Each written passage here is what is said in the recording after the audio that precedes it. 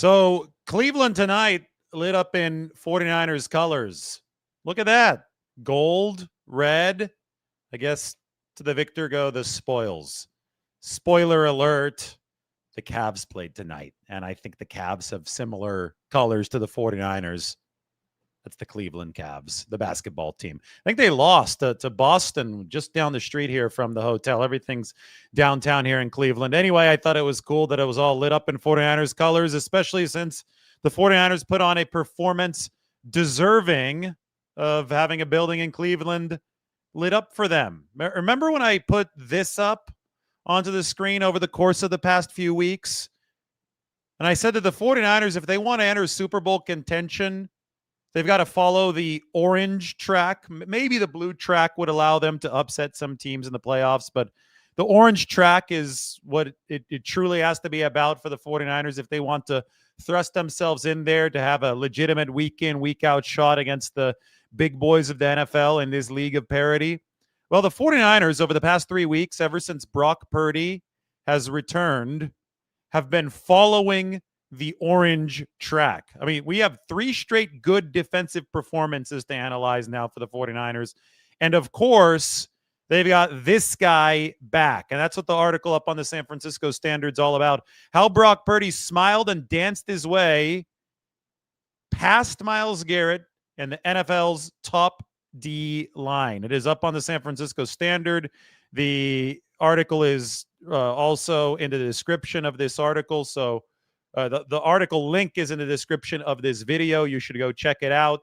That's Purdy. That is the 49ers offense combining with defense, combining with special teams. And special teams, by the way, is not on this team tier chart, which I think is tremendously exciting for the 49ers because special teams makes them even better. This only accounts for offense and defense. Offense on the x-axis, defense on the y-axis. It is not updated yet with this week's games, but we just can project forward. And if the 49ers defense continues improving with a 2010 San Francisco Giants-like pass rush, just an island of misfit toys making it work. If Brock Purdy keeps on allowing the 49ers to surge further to the right, today was an elite offensive performance against the top-level defense, well, then the 49ers will find themselves in the tier with teams like the Colts, the Bills, the Chiefs, the Pats. The Rams took a step down today. That hasn't yet been reflected on this chart.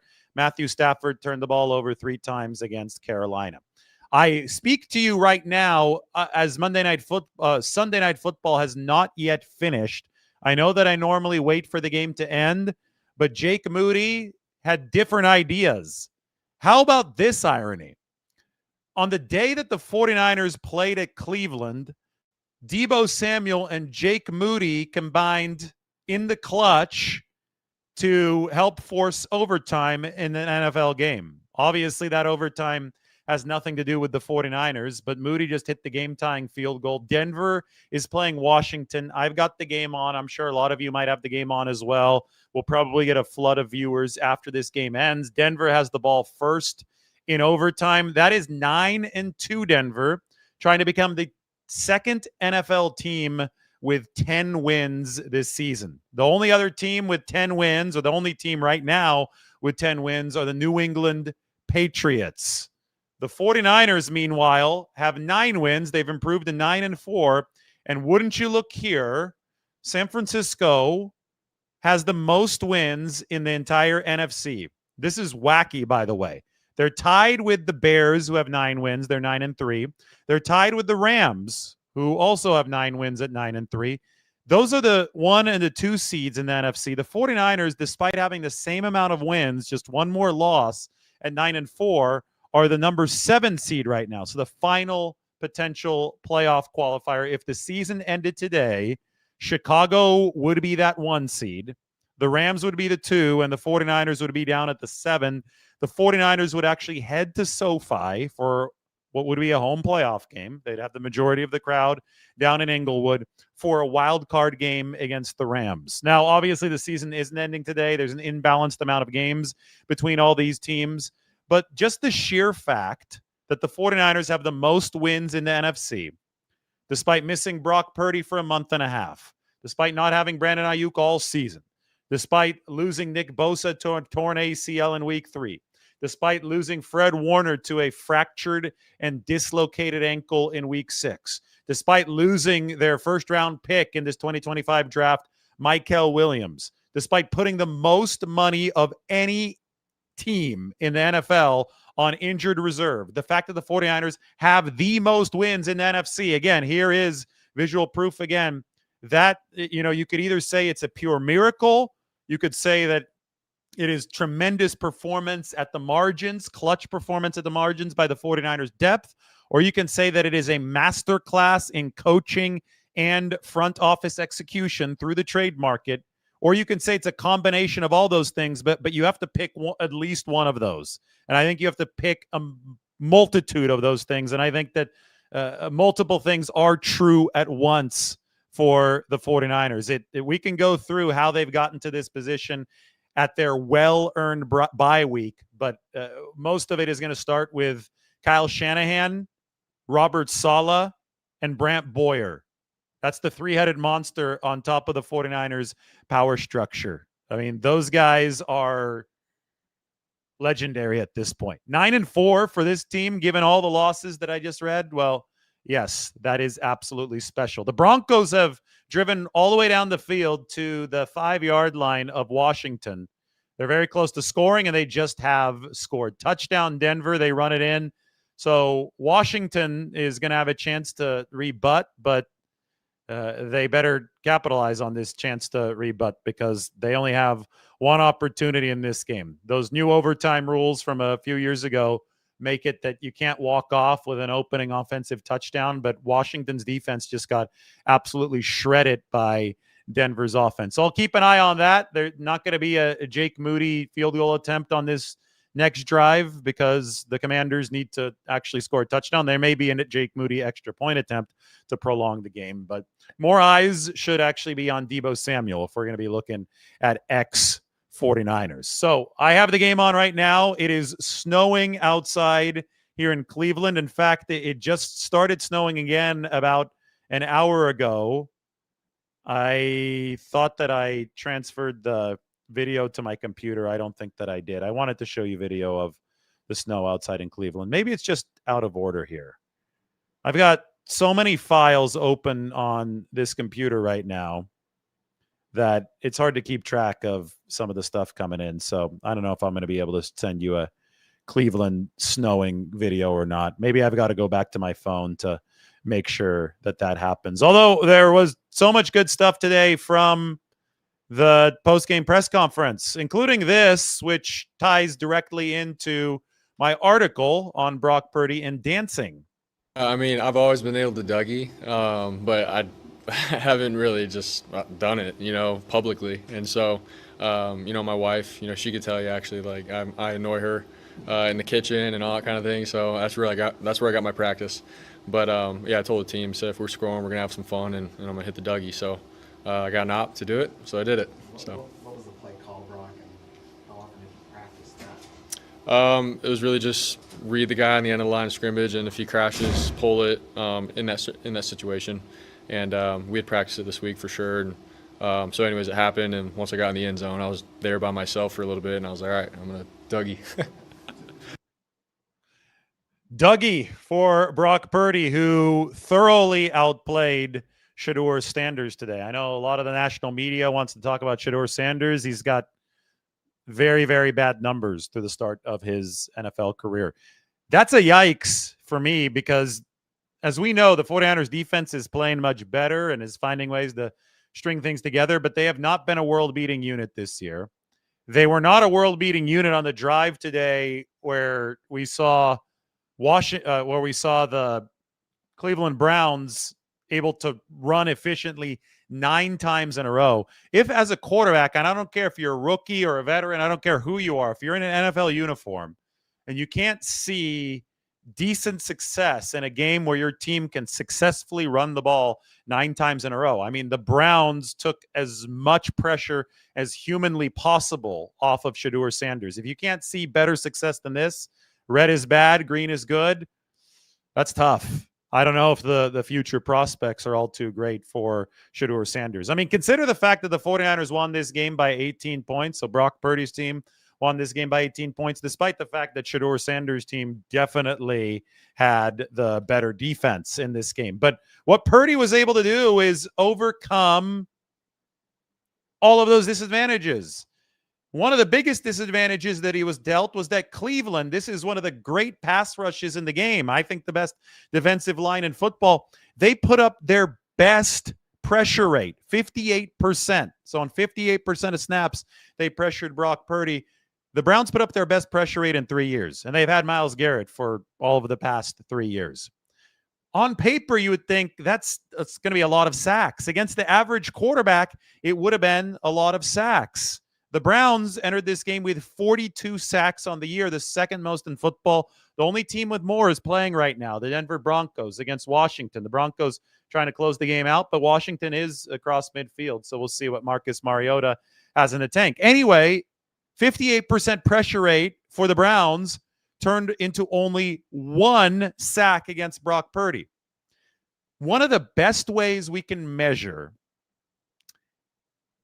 an elite / difference-making quarterback, one of the best ways to measure that as far as how numbers go, right? If we want to quantify it, one of the best ways to quantify it is pressure to sack ratio. What percentage of pressures turns into sacks against any given quarterback? The guys who are immobile or the guys who are slow to release the football, that's going to be a higher percentage. The guys who are mobile, the guys who know how to evade pass rushers in the pocket, the guys who play on time and release the football before the sack can get to them, those guys are going to have a better percentage. A lower percentage of their pressures turns into sacks. So the lower, the better. Brock Purdy ranked number 1 in the NFL in pressure to sack ratio entering this game. And today he was pressured on 58% of his dropbacks, yet he was sacked only once by Myles Garrett when Myles Garrett made that nice inside move against Trent Williams, and Brock Purdy never had a chance on that snap. That is an astounding number. So I turn my eyes toward the game. It's 4th and 6, and that's going to be, well, Mariota got rid of the football, but that's going to be it. Knocked high into there by Talanoa Hufanga, intercepted by the Broncos. Flags down, though. Flags down. If there was holding or pass interference against the defense, this game is going to continue going. It looked like Denver was going to have yet another sack. I believe they're over 50 on the season. Mariota was able to get rid of the football. He's got a strong frame. He's been able to outmuscle a couple would-be tacklers in this game, but then he threw it into traffic and it got knocked up into the air. We're waiting for the call. Pass interference against the defense. Buffalo Wild Wings made the call in. They said, we want this game to continue. They called it on Talanoa Hufanga, the former 49er. And this was 49er on 49er crime. Jeremy McNichols, the running back whom Hufanga hit early, and it clearly did hit him early. Jeremy McNichols has been with the 49ers and the Kyle Shanahan 49ers over 2 separate stints. Hufanga and McNichols were once teammates with San Francisco. So McNichols, that's a positive play for him. That's a negative play for Talanoa Hufanga, who's been enjoying a good season with the Denver Broncos. All right, let's go through some more stats as this game continues. This one right here, if we want some 49ers historical context, I got some heat for posting this. I think it looks pretty damn good that I posted this before the game. I don't know why people hate historical context. Maybe it's because they want to glorify Matthew Stafford while denigrating Brock Purdy without any factual basis. But the last time the 49ers had won at Cleveland before today was November 1984.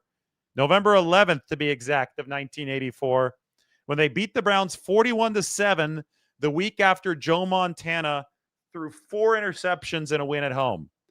That Browns defense that you see pictured there, by the way, had been ranked number 1 against the pass entering that game against Joe Montana and the 49ers. So think of the parallels.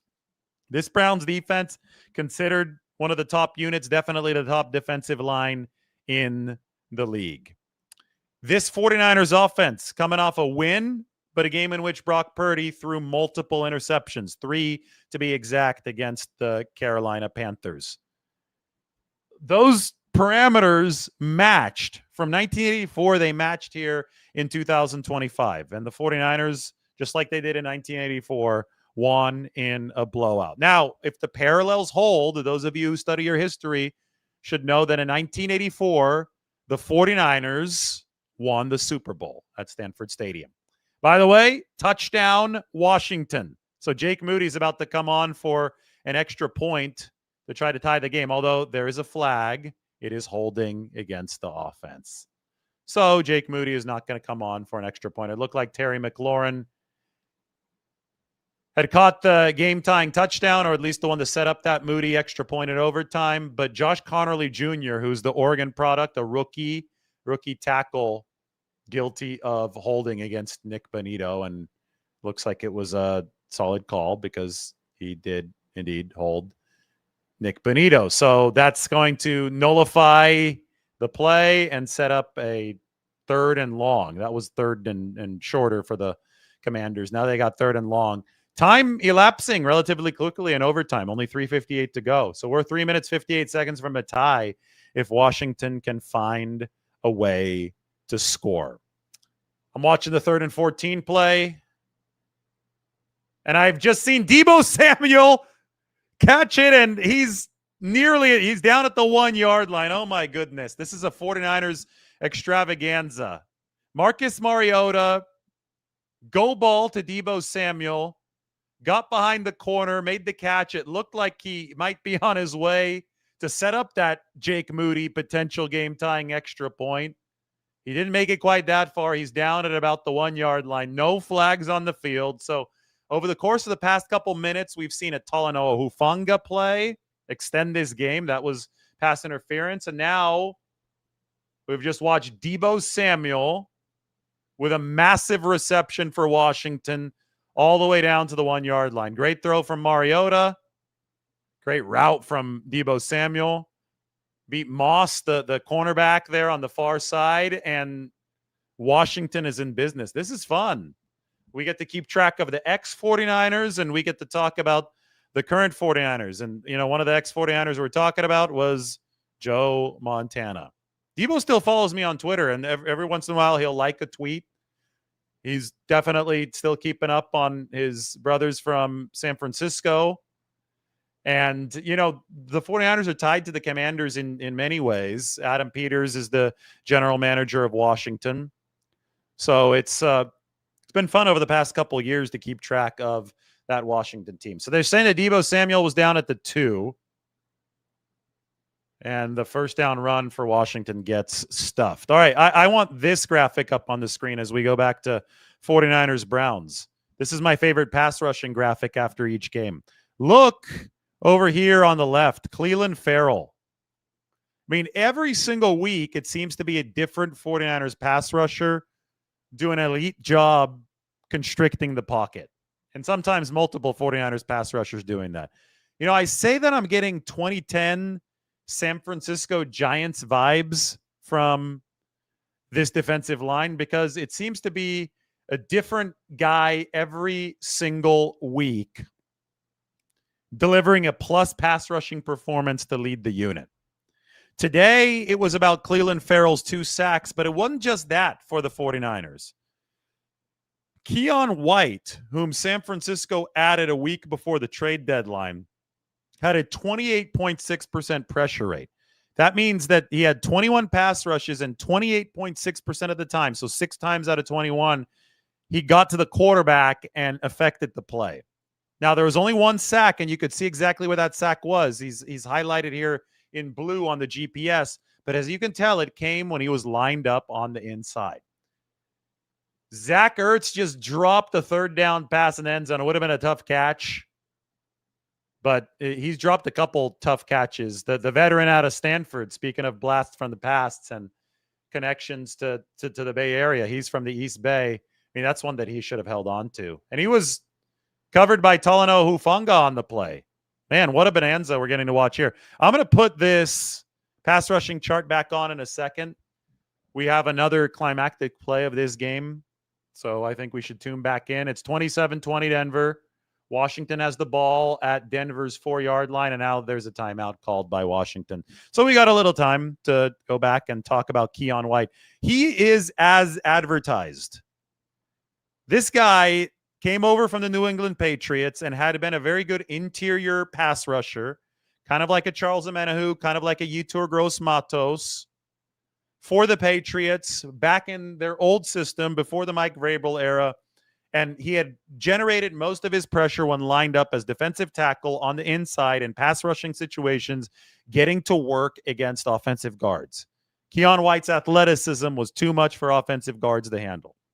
So the 49ers said, we want to play him in the same position.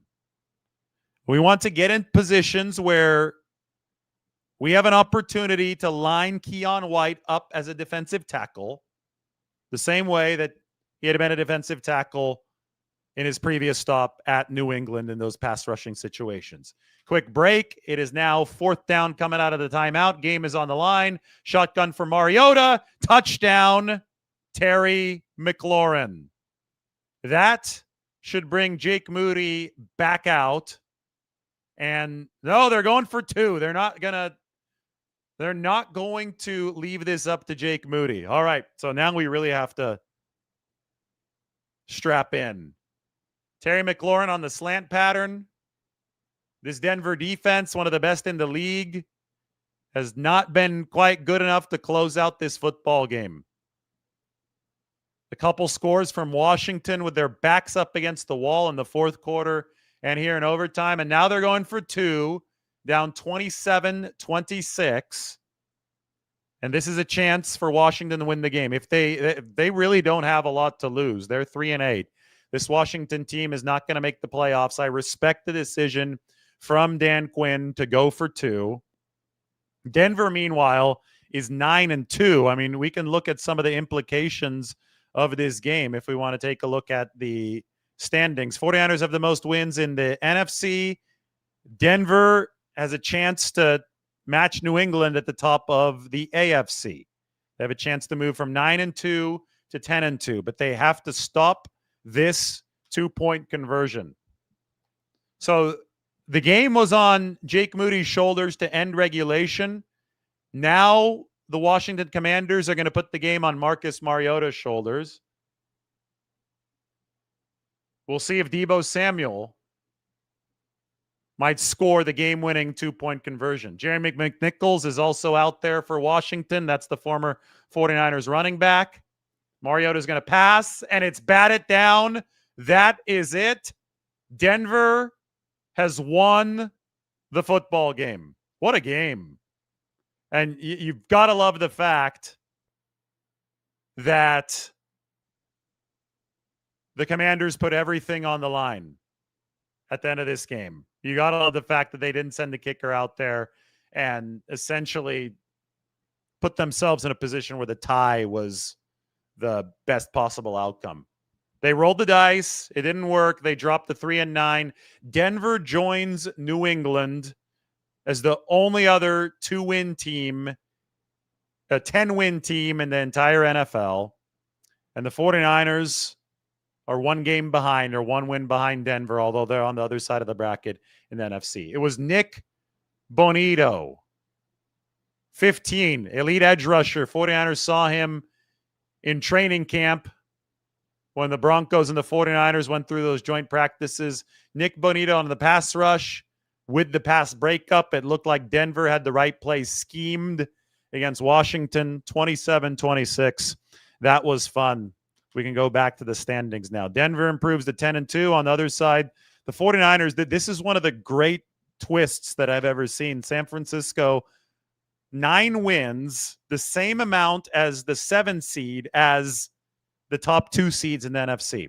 And that is because Chicago, the Bears, and the Rams both are leading their respective divisions. But the fact that the Rams lost today against the Carolina Panthers not only means that Jimmy Garoppolo should probably start in favor of Matthew Stafford, because those are the rules, right? I didn't make the rules, but Matthew Stafford threw 3 interceptions to the Carolina Panthers and he lost. Must mean that the Rams have to bench him, right? So anyway, I'm kidding. There are people on Twitter that didn't understand my sarcasm, I thought that was laughable. But anyway, the Rams lost.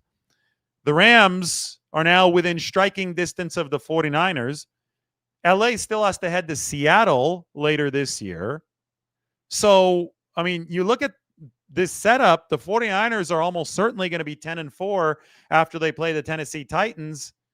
There's a really good chance that the Rams, the 49ers, and the Seahawks are in a dead heat entering the final few weeks of the season. In fact, the final 3 games for the 49ers of this 2025 season are lining up to be an absolute movie. Assuming the 49ers move to 10-4 with a win over the lowly Tennessee Titans, who are now 1-11.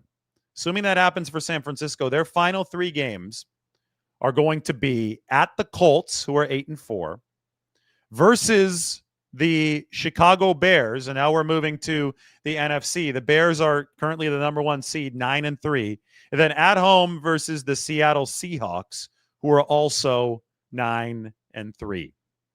So the 49ers have 1 game left against the terrible team, followed by 3 against some of the best teams in the entire conference. And it almost feels that this is so epic that the NFL has scripted this for the 49ers to finish the season with such compelling stakes and such compelling games on the line. The way that the 49ers are playing as we speak, and I can rewind to the course of the past, 3 weeks, the way that the 49ers are playing puts them in firm contention with those teams. This is 2 weeks old where the 49ers are on this team tier chart. Offense is x-axis, so that's horizontal. Defense is y-axis. The way that I charted this out when this team tier chart came out was the 49ers have to follow the orange arrow. What they've been doing over the course of the past 3 weeks has went right along that orange arrow. No question about it. The defense has put together 2 straight games, given up less than 10 points for the first time since 2019. The 2020 defense didn't do it. The 2021 defense didn't do it. Even that great 2022 defense, which ended up ranked in the top 2 of the league, did not hold 2 consecutive opponents under 10 points. So if you're talking about the 49ers bringing this up on the vertical axis, showing better defensive play, if you're talking about that, then I think that they've really started to accomplish that over the course of the past 3 weeks. I was trying to tell you guys after the game against Arizona that the 49ers put on a good defensive performance in the desert. Unfortunately, there are a lot of casuals who said, no, that wasn't good because Jacoby Brissett completed a lot of passes, even though he wasn't efficient on those completions. The 49ers had a certain path to victory that they had to follow against Arizona, down to only 3 defensive ends. They wanted to bleed that clock out. They wanted to make sure it kept on rolling. They allowed for everything to happen underneath them. They made sure that that clock kept on rolling because they were confident that Brock Purdy and the offense would be able to grab control of the arm wrestling match and win the football game on their terms. And that's exactly what happened with some help from special teams against Arizona. But it was objectively a good 49ers defensive performance because Jacoby Brissett averaged negative efficiency per drop back. That's all you can ever ask for from a defense. The very next week against Carolina, the same Carolina team that just scored 31 points against the Rams, 49ers held the Panthers to just 9 points. Today, the 49ers held the Cleveland Browns to just 8 points. There was only one drive this whole game where Cleveland was really able to do something. And I will admit that it was an alarming drive for San Francisco's defense. They gave up 9 straight runs. Like, Cleveland didn't have to pass until the play action that saw the touchdown. 9 straight runs, 9 straight effective runs. That's a potential soft spot for San Francisco's defense to address. I will say, though, and I saw him in the locker room today, I was able to say hello to him for a few seconds. Eric Kendricks was in the 49ers locker room. That might end up being the underrated acquisition of the year for San Francisco, because we can talk about what they've done to get to this point at 9-4. One of the things, and I listed a bunch of things the 49ers can credit, one of the entities that must receive praise right now is the front office. There was so much criticism and so much hand-wringing at the time of the trade deadline that the 49ers had not made the moves necessary to improve this football team. But that was all ignorant talk. It was stupid talk. It was not rooted in reality because the 49ers, in fact, had made 4 trades over the course of this 2025 trade calendar year. They just didn't come right ahead of the deadline, but they count just the same as trades that would have come 5 minutes before the deadline. And all 4 trades that the 49ers made in this calendar year have contributed significantly to where this team is at 9-4. So you could also lump the Eric Kendricks addition into that, because one thing about the 49ers 4 trades, let's go through them. Sky Moore, 6-7 pick swap, so a 6th round pick to Kansas City, 7th round pick back along with Sky Moore. He's been one of the main reasons why the 49ers special teams unit has gone from worst to first, number 32 to number 1. He had a 66-yard punt return today. Bryce Huff, that was a conditional pick that maybe end up being as high as a 4th rounder from the Philadelphia Eagles. He's been the 49ers' best pass rusher outside of Nick Bosa, who obviously is done for the season. Keon White, we were talking about him before the Sunday night football game got crazy in overtime. We could put Keon's stats back up on the screen. This was his journey today. The way that he's rushing from the inside is reminding people of Charles Omenihu, reminding people of Arden Key, reminding people of all the great Chris Kasarik pass rushers who have lined up against guards and wreaked havoc over the middle. I mean, just those 3 trades that I listed for the 49ers have made a massive, massive impact, and they all came at relatively low cost to the 49ers. It's almost like some people were upset that the 49ers didn't overpay at the trade deadline, but overpaying would have been stupid. It would not have been smart.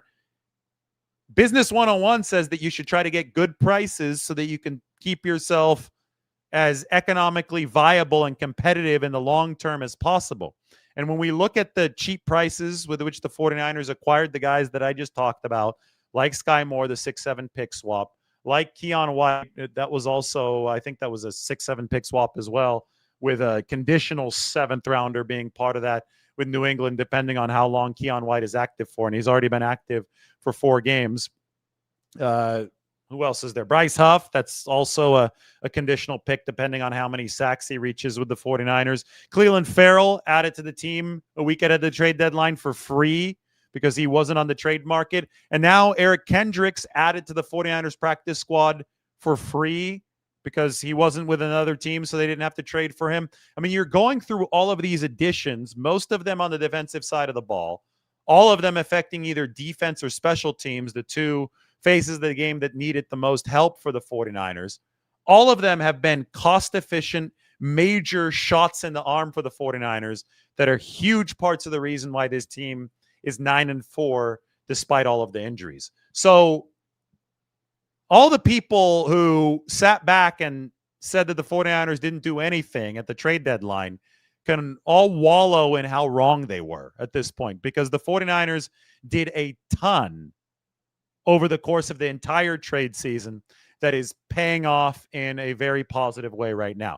And it's not just the front office that hasn't been able to get things done at a high level. It is the coaching staff that has taken this talent with the need to plug so many holes around the roster because of the record high amount of money on injured reserve.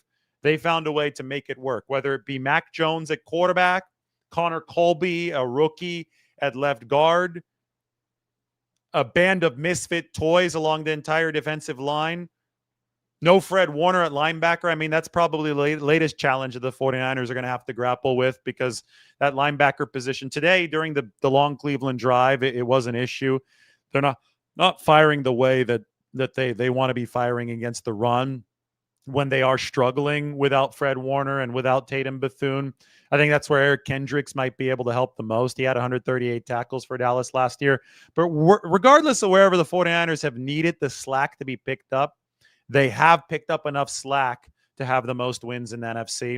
And I think so much of that has to go back to Robert Saleh, who only blitzed a couple times today, really had a good game plan for Shedeur Sanders, made Shedeur beat him by reading the coverage, and Shedeur didn't do a good job of that. Credit goes back to Kyle Shanahan, who's called good game after good game. I'm very critical of Kyle and some of the fourth down decision-making. I didn't agree with punting on 4th and 3 today. I thought that artificially prolonged the Browns' chances. But I cannot deny that Kyle Shanahan has just been an absolute stud this year for the 49ers when it comes to attacking opponents' weaknesses, taking what he has available to him. In some weeks, it hasn't been much, and turning that into absolute gold for the 49ers. Of course, you can't say enough about Brant Boyer, the special teams coordinator, who has taken a unit that was the worst in the NFL in 2024 and made it the best in the NFL here in 2025. I want everybody to make sure to check out my article on Brock Purdy. It is up on the San Francisco Standard. We're going to toss it up on the screen here. I'm going to be happy to answer some of your questions. Maybe Mike is going to have a question, or maybe Mike is going to have some ideas that he could send to me in WhatsApp. But right now, I'm going to wade into that comment section. What a fun evening. We got to watch Sunday Night Football together, overtime together. Got to name some ex-49ers who were in that game. Dre Greenlaw had an interception earlier in that game. It's now past midnight here on the East Coast in Cleveland. I don't fly out until tomorrow, and I'm very honored and very happy to be able to bring you guys a nice, fun 49ers discussion to close off this beautiful Sunday evening. Now, speaking of a beautiful Sunday evening, I'm trying to find that Cleveland video. Okay, it's called My Movie 1000. Great. Now, I know what it's called. I think I could find it in my files. And as soon as I find it in my files, I will play what Cleveland looks like right now. Take a look at this. These are the streets right outside the hotel. I'm at the Hotel Cleveland. It is snowing hard. That's inside the bar at the Hotel Cleveland, the lobby bar. Really nice. But this is that main public square. The snow decided to hold off during the 49ers and the Browns game, but this is what it now looks like on the streets of downtown Cleveland. Still, I mean, the weather conditions were not good for throwing in this football game. Brock Purdy had to deal with gale force winds. I mean, 40-mile-an-hour winds. Maybe that's not quite gale force, but this was a treacherous situation, and he was still able to knife his throws through that wind, delivered big time for San Francisco. The arm drive capable, whatever you want to call it. God, I guess you drive with your foot. People didn't even know what they were talking about. It was embarrassing over the course of the past week, saying that Purdy couldn't drive the football, that he was lacking velocity, that he was missing on some throws high. There was just such ignorance about the actualities of the quarterback position. We had listened to so much garbage over the past few weeks that it was, I will say, very satisfying to watch Brock Purdy knife one 40-plus yards in the air against 40-mile-an-hour wind and drop it in a bucket for George Kittle to set the 49ers up to take the lead, period. That was fun for me to watch, just because maybe we won't have to listen to the idiocy regarding Brock Purdy. I mean, some of these takes, and these are people who do this as a profession, delivering some of these takes. Some of these takes were so off base and so incorrect, and they were all embarrassed today by what the 49ers and Brock Purdy specifically did on that field in those windy conditions before it started snowing again here in Cleveland against that top-ranked Browns defensive line. All right, I'm ready for some of these questions.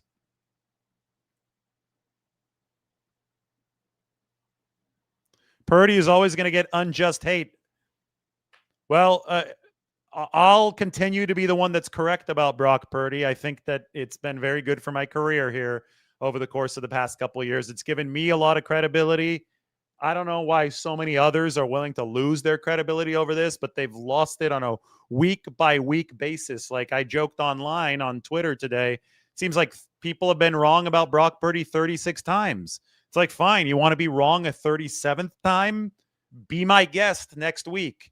be my guest for the 38th time the week after that. It's not hard to be correct about Brock Purdy. He has been the most efficient quarterback in the entire NFL ever since he joined the league. Like, the numbers are there for you. I'm sharing the numbers for you with you. I'm showing you the tape.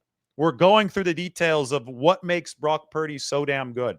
Yet a lot of people just refuse to listen because they hate to be wrong. They can't just suck it up and say, you know what? I was wrong on this guy, Brock Purdy. I guess it threatens their entire worldview, but today's a really, really tough day for those people because Purdy lit up the number one defensive line in football in 40-mile-an-hour winds.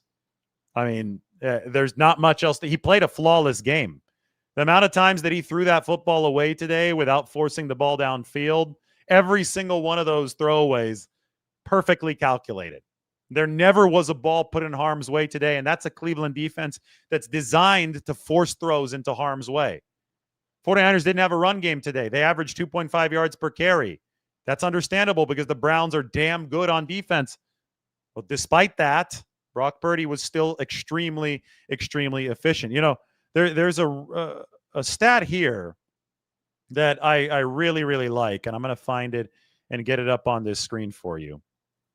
If I could find one of the quarterback comparisons. I think I closed it, which is it's too bad. I know I'm cycling through all of these, but I have it committed to memory, so that's okay. Here's the comparison between Brock Purdy and Shedeur Sanders. Brock Purdy averaged 8.9 air yards per attempt, or average depth of target. Sorry. The average depth of target was 8.9 yards down the field, which is a long throw on average. That's well above average. So the fact that he was still pushing the ball downfield as aggressively as he did, even though he never put a ball in harm's way a single time, against one of the best defenses in football, against a 58% pressure rate. The fact that all of that happened in one game, that shows you that was an elite quarterback performance today from Brock Purdy. And this 49ers team can go a long, long way with elite quarterback play. They didn't have it back when Mac Jones was starting. And Mac did a great job for the 49ers, but he wasn't able to put the 49ers over here on the very right. And offense is measured left and right on this table. Brock Purdy can put the 49ers over here. He's already demonstrated that against Arizona. I think he demonstrated some of it against Carolina. He threw 3 interceptions there. I think there was some experimentation happening for the 49ers. I don't think they took Carolina all that seriously. Maybe the Rams didn't either. That's why Matthew Stafford and the Rams lost to Carolina today. But still, Brock Purdy was positive efficiency on the aggregate in that game. He was 22 of 24 on throws of 15 or fewer yards down the field. And today he filled the circle. He filled in the remaining gaps by delivering an absolutely gangbusters performance against the Cleveland Browns, whose defense is way up here. Look where Cleveland is defensively. I mean, same type of tier defensively as Denver, as the Houston Texans, better than the Seattle Seahawks, better than the Rams. Purdy was able to take his mobility, diffuse an insane pass rush, the 58% pressure rate, and deliver a game that should give 49ers fans real optimism that this team can move its way all the way to the right. Now, if you combine that with defensive improvement, then you follow the orange track. If you don't combine it with defensive improvement, if the defense just stays stable, which I don't think is the case, I think they're actually improving, then you follow the blue track. Either way, you find yourself in the same diagonal tier as some of the best teams in football, and that is all you can do if you're the 49ers. All you can do is give yourself a seat at the table entering the final postseason stretch. And that's when the fun truly begins. Now, we'll see how it all shakes out seeding-wise. The 49ers have a 92% chance to make the playoffs, so that seems not fully secure, but close to it. If San Francisco does get a seat at the table, though, will it be as a top seed? Will it be as a mid seed? Will it be as that 7 seed where they're at right now? That's what the final 4 games of this season are going to determine. But first, a big bye week for San Francisco. SF Niner fan Brian, or SF 49er Brian, says Purdy is 5-0 against Seattle. That's not true. He actually lost against Seattle last year. So I would say that makes him 5-1, right? He's played Seattle. I could add it up myself. He's played them twice in 2022, once in the playoffs of those two times, because Jimmy G beat the Seahawks in early 2022. So 2-0 in 2022. Beat him two more times in 2023, 4-0. Went 1-1 against them in 2024. So that moves Purdy to 5-1. And then beat him in 2025 in week 1 with a turf toe. That moved Purdy to 6-1 against the Seahawks. That's a really good record. 49ers Seahawks week 18. Yep, 6-1. I just did the math in my head. I mean, Purdy was able to move around at an absolutely elite level. I cannot emphasize enough how impressive 58% pressure rate yet only 1 sack is. I mean, the offensive line was giving up the pressure. Purdy was avoiding the sacks. To be able to deliver at the efficiency clip that he delivered today, throwing downfield the way that he did today against that pass rush with that 58% pressure rate was eminently impressive from Brock Purdy.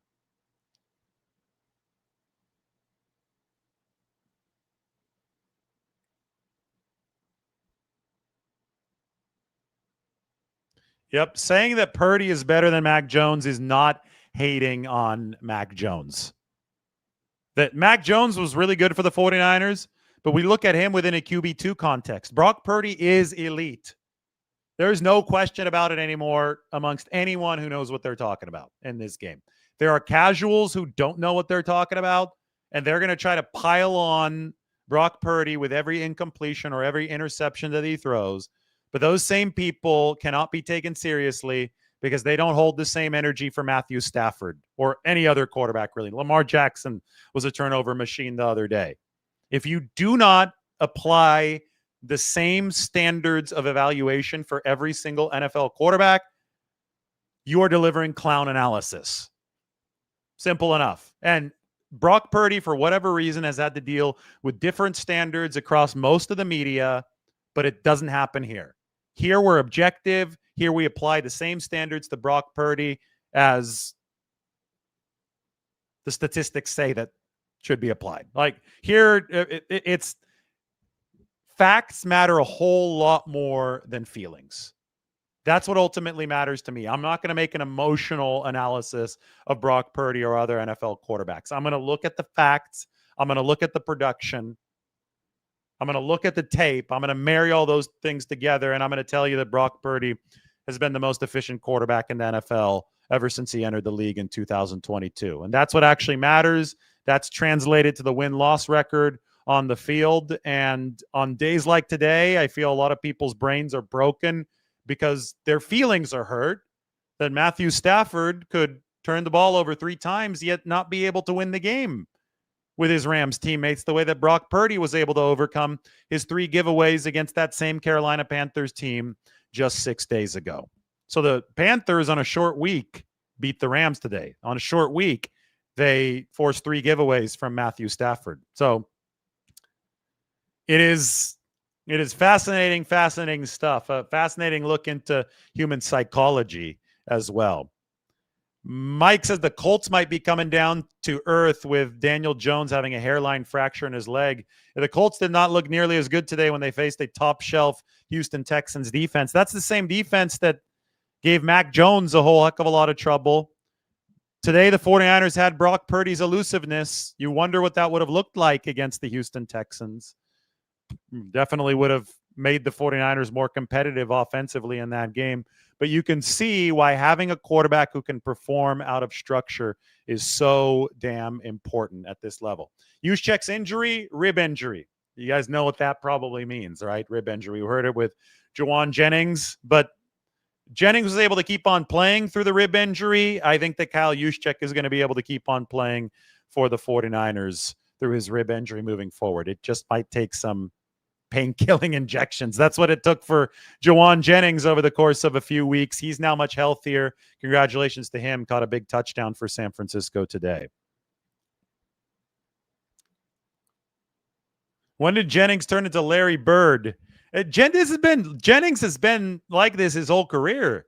He's a master of antagonizing professionals on the other side. I still remember in 2021, his rookie year or his first year playing, he drew that personal foul penalty against Jacksonville as Jauan Jennings.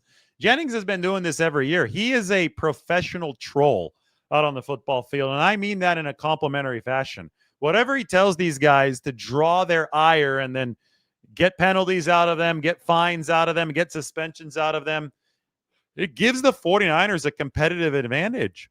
It's unbelievable to me. And today you saw how angry the Browns were when Shelby Harris went off in that locker room. I mean, this was crazy, crazy stuff. I think I have it here.